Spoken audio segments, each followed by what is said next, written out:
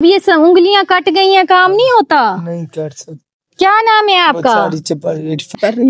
अच्छा, बच्चे करंट लगने से झटका लगा और हाथ से मजूर हो गया। अभी ये बता रहा है कि लोग इतना इतना कमाते हैं, तो मैं उनको देखता हूँ तो मुझे बहुत दुख होता है कि ये कमा रहे हैं और मैं कमा नहीं सकता और मुझे रोना आता है। तो मेरा बेटा, इसमें भी कोई बेहतरी होगी, अल्लाह ताला की रज़ा में राज़ी रहना चाहिए। इंशाल्लाह अच्छे दिन आएंगे। ये भी हमारी सलाब ज़दगान वाली फैमिली है, यहाँ किसी के डेरे पे ये रह रहे हैं। ये उनके जानवर चराते हैं, वो 150 इनको दे देते हैं बच्चा समझ के ही, और ये जो है कोई चीज़ वगैरह खा लेते हैं या इनके बच्चों को जो है दूध वगैरह मिल जाता है। प्यारी बहन, ये आपके लिए सूट है, ये माँ जी आपके लिए है।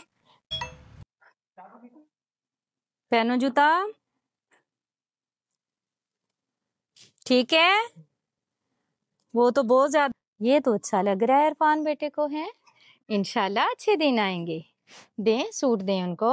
मैं कोशिश करूंगी कि आपके लिए कुछ ऐसा काम कर दूं जिससे आसानी हो आपके लिए, ठीक है।